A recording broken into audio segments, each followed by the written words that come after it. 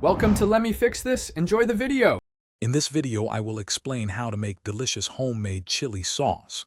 To begin, gather your essential ingredients: fresh chili peppers, ripe tomatoes, onions, and garlic. The quality of your produce significantly impacts the final flavor, so choose wisely.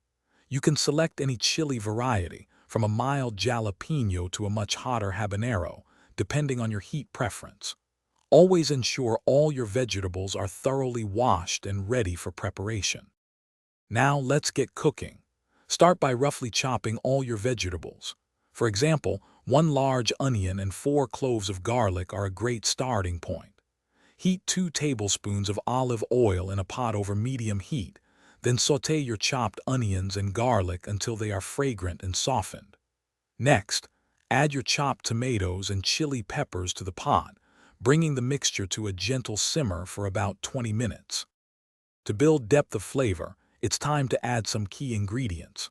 Stir in 1/4 cup of apple cider vinegar and 2 tablespoons of brown sugar for a perfect balance of tang and sweetness. Introduce your chosen spices, such as 1 teaspoon of cumin and 1/2 teaspoon of smoked paprika, along with salt to taste. Continue to simmer the sauce for at least 30 minutes, allowing all those wonderful flavors to truly meld together. Once your sauce has cooled slightly, it's time for the final step: blending. Use an immersion blender directly in the pot or transfer the sauce to a food processor to achieve your desired smoothness.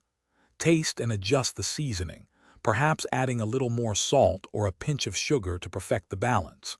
Finally, transfer your delicious homemade chili sauce into airtight jars and store it in the refrigerator for up to 2 weeks of enjoyment. Thanks for watching. If you found this helpful, don't forget to like and subscribe.